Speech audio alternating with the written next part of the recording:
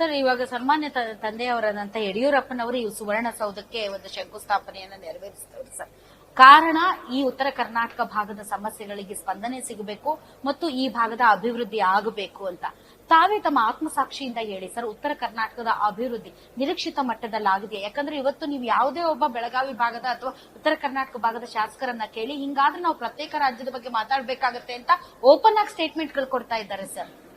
1965 ಸಂದರ್ಭದಲ್ಲಿ ಇನ್ನು ಭಾಷೆಗಳ ಆಧಾರದ ಮೇಲೆ ರಾಜ್ಯಗಳ ವಿಭಜನೆ ಏನಾಯಿತು ನಿಮಗೆ ಗೊತ್ತಿದೆ.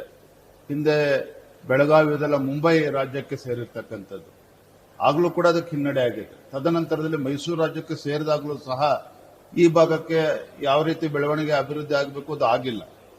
ತದನಂತರದಲ್ಲೂ ಕೂಡ ರಾಜ್ಯ ಸರ್ಕಾರಗಳು ಸತತವಾಗಿ ಕಾಂಗ್ರೆಸ್ ಪಕ್ಷ ರಾಜ್ಯದಲ್ಲಿ ಅಧಿಕಾರಕ್ಕೆ ಬಂದಿರುವಂತದ್ದು. ಆದರೆ ಯಾವುದೇ ರಾಜ್ಯ ಸರ್ಕಾರ ಮುಖ್ಯಮಂತ್ರಿಗಳು ಬಂದಾಗಲೂ ಕೂಡ ಅದ್ರ ಬಗ್ಗೆ ತಲೆ ಕೆಡಿಸಿಕೊಳ್ಳಿಲ್ಲ. ಇವತ್ತು ನಿಜವಾಗ್ಲೂ ಕೂಡ ಉತ್ತರ ಕರ್ನಾಟಕದ ನೀರಾವರಿ ಸಮಸ್ಯೆಗಳ ಬಗ್ಗೆ ಪ್ರಾಮಾಣಿಕವಾಗಿ ಒಂದು ಶಕ್ತಿಯನ್ನು ತುಂಬುವಂತ ಕೆಲಸ ಮಾಡಿದರೆ, ಯೋಜನೆಗಳಿಗೆ ಹಣವನ್ನು ಕೊಡುವಂತ ಕೆಲಸ ಮಾಡಿದ್ರೆ ಅದು ಭಾರತೀಯ ಜನತಾ ಪಾರ್ಟಿ ಸರ್ಕಾರ ಮಾಡಿದೆ. ಸನ್ಮಾನ್ಯ ಯಡಿಯೂರಪ್ಪ ಅವರು ಮುಖ್ಯಮಂತ್ರಿಗಳಾಗಿ ಮಾಡಿದ್ದಾರೆ, ಬಸವರಾಜ ಬೊಮ್ಮಾಯಿ ಅವರು ಮುಖ್ಯಮಂತ್ರಿಗಳಾಗಿ ಮಾಡಿದ್ದಾರೆ. ನಾನು ಅಂಕಿಅಂಶಗಳ ಸಮೇತ ನಾನು ಸದನದಲ್ಲೂ ಕೂಡ ನಾಳೆ ಉತ್ತರವನ್ನು ಕೊಡೋನಿದ್ದೇನೆ. ಆಮೇಲೆ ಯಡಿಯೂರಪ್ಪನವರು ಅಷ್ಟೇ ಸರ್, ನರೇಂದ್ರ ಮೋದಿ ಅವರನ್ನ ವೇದಿಕೆಯ ಮೇಲೆ ಪ್ರಶ್ನೆ ಮಾಡಿದ್ರು, ನಮ್ಗೆ ಆಗ್ತಾ ಇಲ್ಲ ನೀವು ಕೊಡಿ ದುಡ್ಡನ್ನ ಅಂತ ನೇರವಾಗಿ ಅಷ್ಟು ಶಕ್ತಿ ಸಾಮರ್ಥ್ಯದಿಂದ ಪ್ರಶ್ನೆ ಮಾಡಿದ್ರು. ಬಟ್ ಈಗ ಅಂತಹ ನಾಯಕರ ಕೊರತೆ ಕಾಣ್ತಾ ಇದೆ ಸರ್. ಇವತ್ತು ರಾಜ್ಯದಲ್ಲಿ ಒಂದು ಬಲಿಷ್ಠ ಪಕ್ಷ ರಾಜ್ಯದ ಆಡಳಿತದಲ್ಲಿದೆ. ರಾಜ್ಯದ ಜನರನ್ನು ಆಶೀರ್ವಾದ ಮಾಡಿ 138 ಶಾಸಕರು ಅವರು ಇದ್ದಾರೆ. ಅದು ನಾನೊಬ್ಬ ಮೊದಲ ಬಾರಿ ಶಾಸಕನ ಒಂದು ಮಾತನ್ನ ಹೇಳ್ತಾನೆ. ಸನ್ಮಾನ್ಯ BS ಯಡಿಯೂರಪ್ಪನವರು ಒಬ್ಬ ರೈತ ನಾಯಕ, ಒಬ್ಬ ಹೋರಾಟಗಾರ, ಏಕಾಂಗಿಯಾಗಿ ಸದನದಲ್ಲಿ ಯಾವ ರೀತಿ ಆಡಳಿತ ಪಕ್ಷವನ್ನ ಬೆದರಿಸ್ತಕ್ಕಂಥ ಕೆಲಸ ಮಾಡಿದ್ರೆ ನಾನು ಕೂಡ ಕಣ್ಣಾರೆ ನೋಡಿದ್ದೇನೆ. ಇವತ್ತು ನಾವು ಕೂಡ ವಿರೋಧ ಪಕ್ಷದಲ್ಲಿ ಇವತ್ತು 64 ಜನ ಶಾಸಕರಿದ್ದೇವೆ. ನಮ್ಮ NDA ಪಾರ್ಟಿ JDS ಪಕ್ಷವೂ ಕೂಡ ಇದೆ. ನಾವು ಸತತವಾಗಿ ನಾವು ಹೋರಾಟವನ್ನ ಮಾಡ್ತಾ ಇದ್ದೇವೆ. ಸರ್ಕಾರವನ್ನ ಚಳಿಬಿಡಿಸುವಂತ ಕೆಲಸವನ್ನು ಕೂಡ ಮಾಡ್ತಾ ಇದ್ದೇವೆ. ಇನ್ನೂ ಕೂಡ ಯಶಸ್ವಿಯಾಗಿ ಮಾಡಬೇಕು, ಗಟ್ಟಿಯಾಗಿ ಮಾಡಬೇಕು. ಬರೋದ್ರಿಂದ ಅದು ಆಗ್ತದೆ ಸರ್. ಒಗ್ಗಟ್ಟು ಇದೆಯಾ ಸರ್? ಯಾಕೆ ಅಂತಂದ್ರೆ ತಾವು ನೋಡಿ, ರಾಜಕೀಯವಾಗಿ ಬಹಳಷ್ಟು ವಿಶ್ಲೇಷಣೆ ಮಾಡೋದು ಬಿಜೆಪಿ ಪಕ್ಷ ಒಡೆದ ಮನೆಯಾಗಿದೆ, ಅದು ಒಂದು 3 ಬಾಗಿಲಾಗಿದೆ. ವಿಜಯೇಂದ್ರ ಬಣ, ಅಶೋಕ ಬಣ, ಸುನೀಲ್ ಅವರ ಬಣ ಮತ್ತು ಆ ಕಡೆ ಈ ಕಡೆ ಹಗ್ಗದ ಮೇಲೆ ಕುತ್ಕೊಂಡು ಆ ಕಡೆ ಜಿಗಿಬೇಕು ಅಂತ ಕಾಯ್ತಾ ಇರೋ ಬಣ ರೆಬಲ್ಸ್ ಬಣ ಅಂತ. ಸೊ ಇದೆಲ್ಲ ತಮಗೆ ಗೊತ್ತಿದೆ ಅಂತ ನಾನು ಅನ್ಕೊಳ್ತೀನಿ. ನಾವು ಅಧಿಕಾರದಲ್ಲಿದ್ರೆ ಯಾವ ಬಣಕ್ಕೆ ಹಾರಬೇಕು ಅಂತೇಳಿ ಶಾಸಕರು ಯೋಚನೆ ಮಾಡಕ್ ಆಗ್ತದೆ. ವಿರೋಧ ಪಕ್ಷದಲ್ಲಿದ್ದಾಗ ಎಲ್ಲಿದ್ರು ಕೂಡ ಅದೇ ಬೇರೆ ಅದು ವ್ಯತ್ಯಾಸ ಆಗೋದಿಲ್ಲ. ಒಂದ್ ಹೇಳ್ತೇನೆ, ಇಲ್ಲ ಒಂದು ಗೊಂದಲಗಳು ಇದ್ದದ್ದು ಸತ್ಯ, ನಾ ಇಲ್ಲ ಅಂತ ಹೇಳೋದಿಲ್ಲ. ಒಬ್ಬ ಯುವಕನಿಗೆ ಕೇಂದ್ರದ ವರಿಷ್ಠರು ಆಶೀರ್ವಾದ ಮಾಡಿ ರಾಜ್ಯದ ಅಧ್ಯಕ್ಷ ಮಾಡಿದಾಗ ಸಾಕಷ್ಟು ಜನ ಹಿರಿಯರೇನು ಅಪೇಕ್ಷಿತರಿದ್ರು. ಸಹಜವಾಗಿ ಅದು ಅವ್ರಿಗೆ ಬೇಸರ ಆಗ್ತದೆ, ಗೊಂದಲ ಆಗ್ತದೆ. ಅದನ್ನ ಡೈಜೆಸ್ಟ್ ಮಾಡ್ಕೊಳ್ಳೋಕೆ ಸಮಯನೂ ಬೇಕಾಗ್ತದೆ. ಆದ್ರೆ ಈಗ ಹೇಳ್ತೇನೆ, ಎಲ್ಲವೂ ಕೂಡ ಬಗೆಹರಿದು ಹೋಗಿದೆ ಅಂತ ನಾನು ಹೇಳೋದಿಲ್ಲ. ಆದ್ರೆ ಸಾಕಷ್ಟು ಸುಧಾರಣೆ ಆಗಿದೆ. ಕಳೆದ 2-3 ತಿಂಗಳಿಂದ ನಾನು ಕೂಡ ಎಲ್ಲ ಹಿರಿಯ ಮುಖಂಡರ, ನಾಯಕರನ್ನ, ಮಾಜಿ ಮುಖ್ಯಮಂತ್ರಿಗಳನ್ನ ಭೇಟಿ ಮಾಡ್ತಾ ಇದ್ದೇನೆ. ವೈಯಕ್ತಿಕವಾಗಿ ಮನೆಗಳಿಗೆ ಹೋಗಿದ್ದೇನೆ.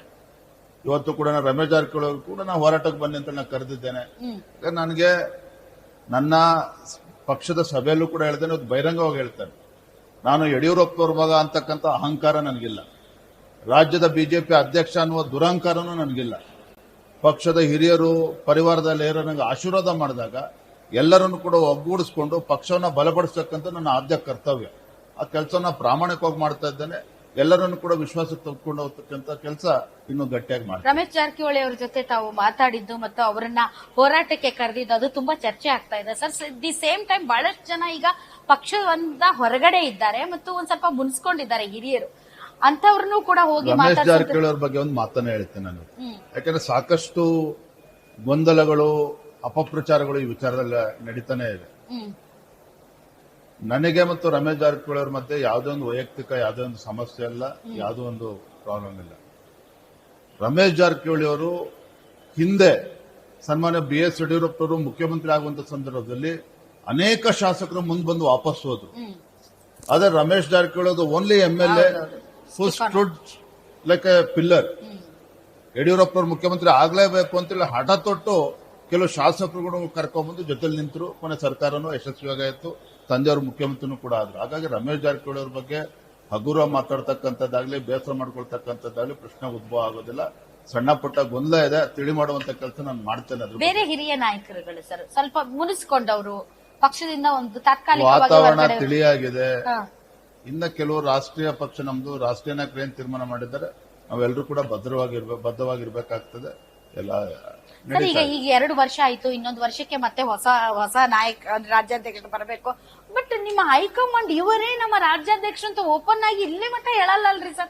ಅವರು ಒಂಥರ ಕಾಂಗ್ರೆಸ್ ಹೈಕಮಾಂಡ್ ತರ ಆಗ್ಬಿಟ್ಟಿದಾರಲ್ಲ ಸರ್ ನಿಮ್ಮ ಹೈಕಮಾಂಡ್. ರಾಜ್ಯದ ಅಧ್ಯಕ್ಷ ಅಂತೇಳಿ ಅಧಿಕೃತವಾಗಿ ಘೋಷಣೆ ಮಾಡಿ 2-3 ವರ್ಷ ಆಯ್ತ್ರಿ ಸರ್. ಈಗ ಮತ್ತೆ ನೀವು ಮುಂದುವರಿತಾ ಇದ್ದೀರಾ, ನೀವು ರಾಜ್ಯಾಧ್ಯಕ್ಷ ಸ್ಥಾನವನ್ನ ತುಂಬಾ ಎಫೆಕ್ಟಿವ್ ಆಗಿ ಪರಿಣಾಮಕಾರಿಯಾಗಿ ನಿಭಾಯಿಸ್ತಾ ಇದ್ದೀರಾ. ಆದರೂ ಕೂಡ ಮುಂದುವರಿಸುವ ಬಗ್ಗೆ ಅಥವಾ ಇವರೇ ಅಂತ ಹೇಳಕ್ಕೇನ್ ಸರ್? ಅಲ್ಲ, ಇದು ರಾಜ್ಯದ ಜನರ